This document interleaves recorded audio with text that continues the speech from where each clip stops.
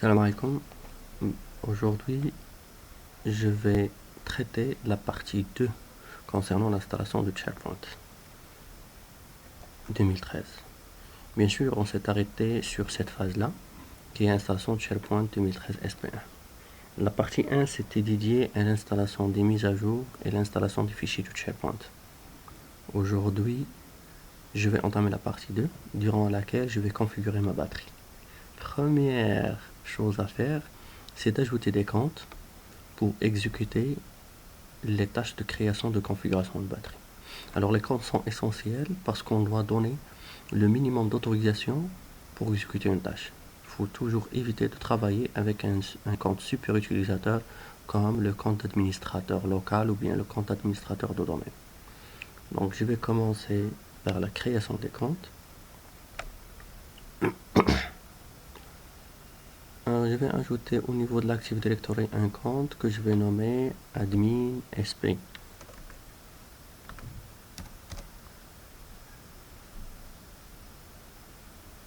Alors, users, nouveau, utilisateur, alors admin sp,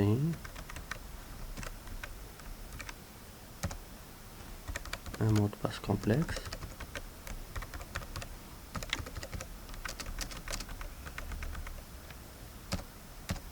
Voilà, notre compte est créé. Alors ce compte avec lequel je veux configurer la batterie, il a besoin de deux rôles au niveau de l'instance qu'on a déjà créé au niveau de cette machine. Alors l'instance c'est data-8sp et bien sûr il doit être membre d'administrateur local de la machine SP. Première des choses, je vais l'ajouter autant que connexion au niveau de l'instance avec les rôles dont je viens de vous parler. Nouvelle connexion, rechercher, c'est pas un compte local mais un compte de domaine bien sûr, tout l'annuaire, le domaine formation.log, le compte c'est admin sp, une vérification, c'est bon, ok. Concernant le rôle serveur, il a besoin de database creator qui lui permet de créer des bases de données et security admin, le rôle qui lui permet d'octroyer des autorisations. Alors pour le mappage, je vais rien paper, je vais le garder dans son état par défaut. Ok. Bon, je vais faire un test, je vais me déconnecter. C'est mieux de faire certaines vérifications pour valider chaque étape. Alors maintenant, je vais me connecter avec admin sp.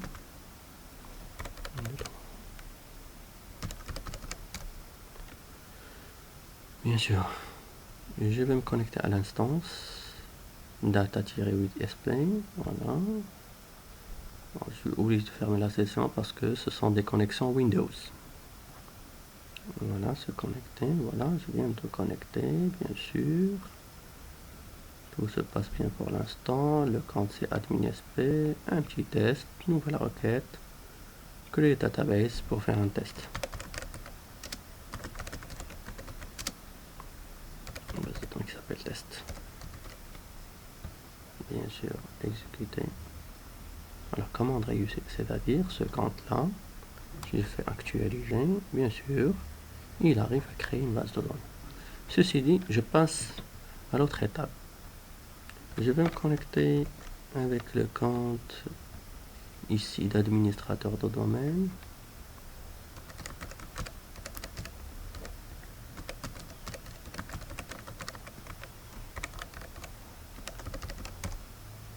Et je vais ajouter le compte qui est admin sp. Voilà, autant que membre du groupe d'administrateur local. Alors, ajouter, bien sûr, admin sp. Petite vérification. Très bien. Ok. Bien sûr, maintenant, je vais me déconnecter, l'ouvrir avec une session avec le compte admin sp.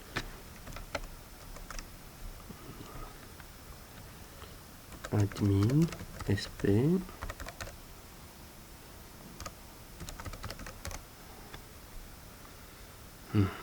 Alors pour configurer une batterie, si vous avez vu la première partie de l'étape d'installation de SharePoint, vous avez remarqué qu'on s'est arrêté sur la fenêtre qui nous indique est-ce que vous voulez exécuter l'assistant de configuration de la batterie. Donc, c'est ce qu'on va faire maintenant.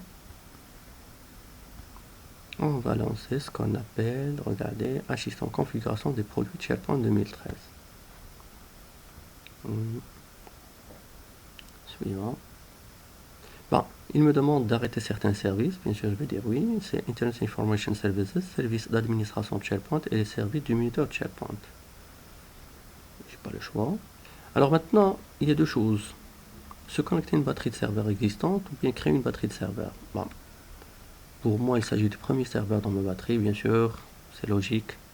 C'est créer une batterie de serveur. La batterie de serveur, je dois lui indiquer l'instance SQL dans laquelle va être créée cette base de données de configuration de notre batterie. Quel est le chemin d'instance? C'est SQL anti/data-8sp. Le compte, c'est formation anti/admin sp et bien sûr avec son mot de passe.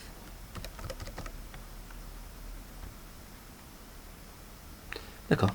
Alors maintenant, il s'agit d'une phrase secrète. À quoi cette phrase secrète? Alors lorsqu'on parle d'une batterie de serveurs, c'est-à-dire c'est un ensemble de serveurs avec des rôles éclatés sur ces serveurs. Au lieu d'avoir un seul serveur de SharePoint avec tous les rôles normalement, SharePoint, il y en a deux, rôle application, rôle webfront. D'accord? Ou bien serveur frontal. Ben, si on veut faire une batterie de serveurs, c'est qu'il y aura des serveurs avec rôle application, web et des rôles avec le rôle juste webfront. Mais c'est pas n'importe qui peut ajouter un serveur à une batterie existante. En plus des paramètres de la batterie qui est la base de données, etc., il a besoin de fournir une phrase secrète qui lui permet d'adhérer cette machine à une batterie existante. Alors, c'est un niveau de sécurité. Donc, je vais choisir une phrase secrète. Je vais dire tout simplement formation.log @SharePoint 2013. Formation.log @SharePoint 2013. J'espère que je n'ai pas fait erreur.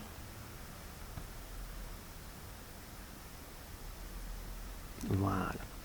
Donc maintenant, configuration de l'application web administrateur central. De quoi s'agit-il? C'est la première application qui va être créée au niveau. Parce que qu'est-ce qu'on fait avec SharePoint? On crée des applications web. D'accord? Peut-être il y aura, Inch'Allah, d'autres vidéos qui vont expliquer ça. Alors, cette première application, c'est une application d'une console d'administration sur laquelle nous avons le tableau de bord pour gérer une batterie de serveurs.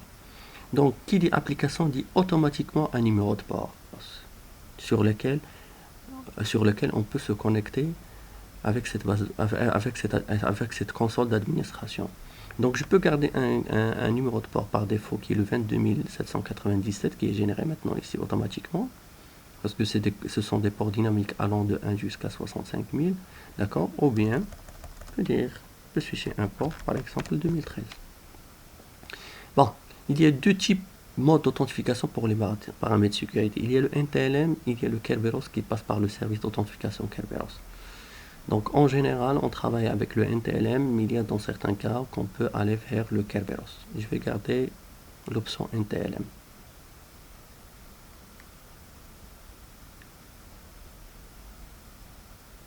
Voilà, un récapitulatif. Notre serveur de base de données de configuration SQL Data SP, nom de la base de données qui va être créée avec ce nom est la suivante. Bien sûr, oui. Hébergera l'application web administrateur central SharePoint. Ceci indique que c'est un serveur qui va jouer le rôle d'application web. Et bien sûr, l'URL de l'administration centrale pour accéder, ça va être le HTTP SP2.2013. Le fournisseur d'authentification, c'est le NTLM. Bon, c'est simple. Suivant. Maintenant, je n'ai qu'à attendre. Donc, c'est bien de voir ce message d'erreur.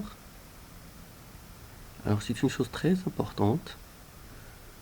C'est qu'il y a un paramètre de l'instance qui s'appelle le degré maximum de parallélisme, qui doit être défini sur 1. OK. Je reviens ici. Je ne peux pas le faire avec ce compte-là parce que c'est limité. Je vais fermer cette session. D'accord. En général, on oublie ce paramètre, même pour les gens qui sont habitués à installer. Parce que c'est pas toujours le cas. Parfois, on n'a pas besoin parce qu'il est déjà par défaut, il est paramétré à 1.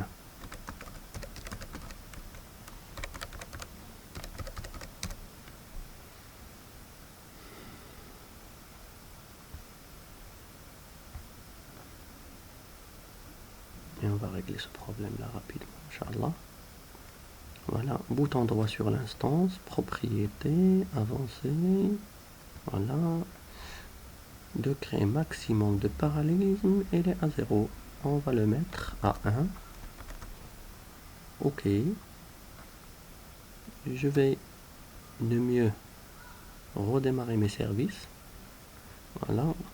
Alors, pendant ce cas-là, mon service démarre avec le compte administrateur de domaine. Si vous avez suivi la première partie, j'ai exécuté l'installation sous le profil d'administrateur de domaine. Oui, pour démarrer les services et oui, pour l'agent SQL.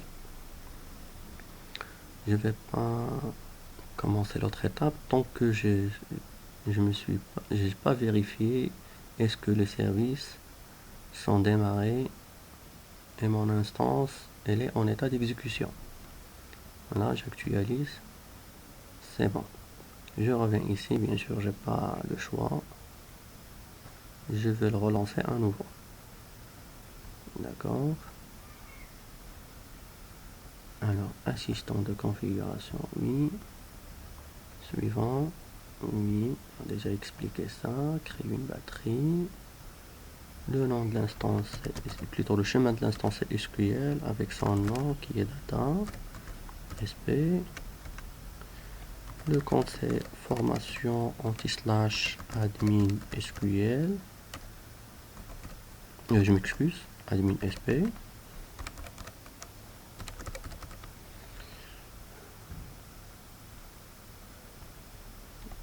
Admin SP.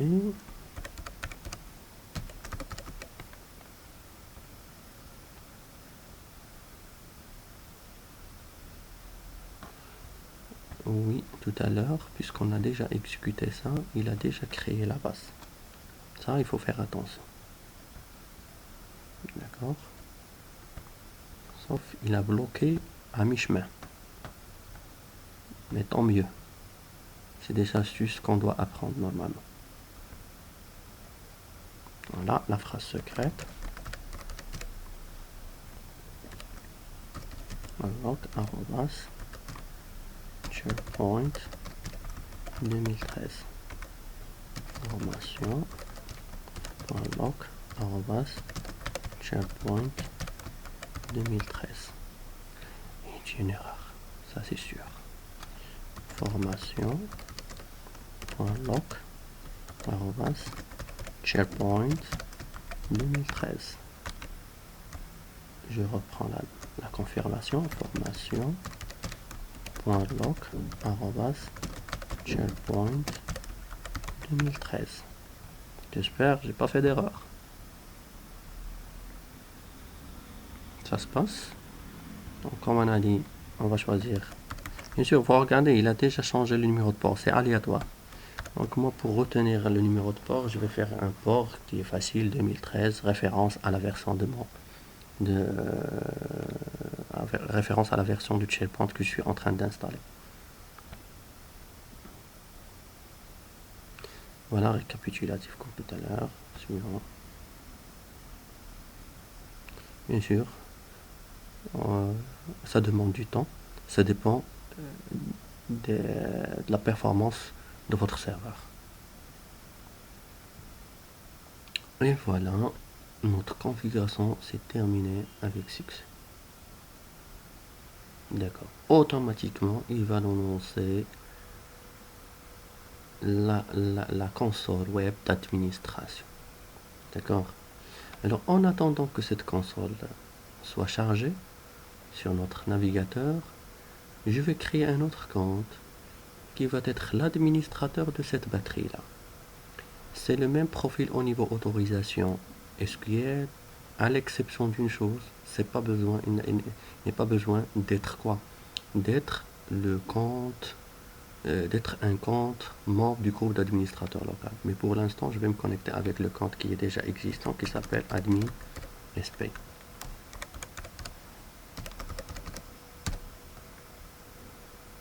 Ici sur la D, je vais ajouter ce compte-là. Voilà. Nouveau utilisateur. L'utilisateur s'appelle admin farm.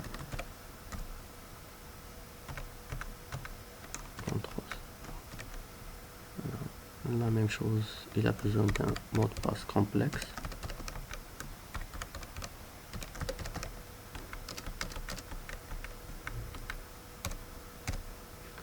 Voilà. Au niveau SQL, je vais faire la même chose.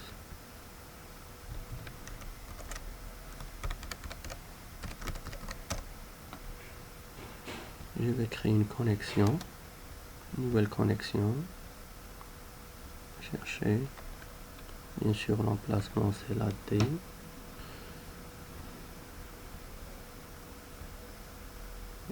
C'est admin.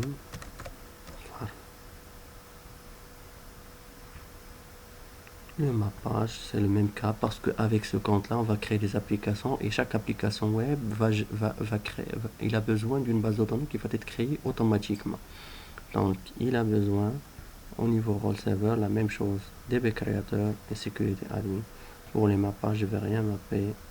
Ok, tant mieux. Voilà. Ne pas, il va me le redemander ultérieurement. Alors, automatiquement s'inscrire au programme d'amélioration du programme. Vous voyez, vous n'êtes pas obligé de le faire. Ok. Voilà. Alors pour l'instant, tout s'est bien passé. Maintenant, je vais démarrer l'assistant. Oui, aidez-moi à configurer ma batterie de serveur. Parce que SharePoint, c'est un ensemble de services. Alors cette batterie-là, avec cet assistant, je vais indiquer quels sont les services qui seront opérationnels au niveau de ma batterie. D'accord? Parce que je peux créer plusieurs applications de plusieurs types.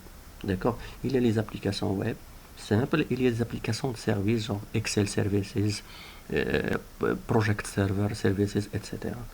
Donc démarrer l'assistant. D'accord? Bien sûr, je peux garder le compte qui est déjà existant qui s'appelle AdminSP ou bien je vais créer un compte géré. Alors le compte c'est formation /admin farm 1, 2, 3. Voilà. Alors, quelles sont les applications? Bon, je peux garder l'ensemble comme je peux éliminer certains. Par exemple, connecteur Lotus Note, il n'est pas par défaut parce que c'est un produit IBM. Les autres, ils sont tous sélectionnés. Bon, je vais garder l'ensemble, mais on peut limiter certaines batteries pour certains services, pas plus.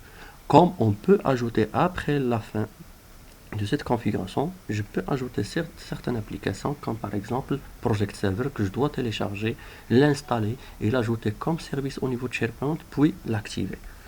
Suivant. Bien sûr, ça demande du temps. Ça, je dois le signaler parce que parfois on a l'impression comme quoi que le processus s'est arrêté. Non, ça dépend des performances. Moi, j'ai donné assez de performance à ma machine. C'est à peu près 8 Go de mémoire, d'accord? Bon, pour ceux qui vont utiliser 4 au moins, ça va demander du temps, d'accord? Mais le minimum, c'est 4. Ben voilà, il a terminé, d'accord? Et automatiquement, il me redirige vers une fenêtre pour créer ma première collection de sites.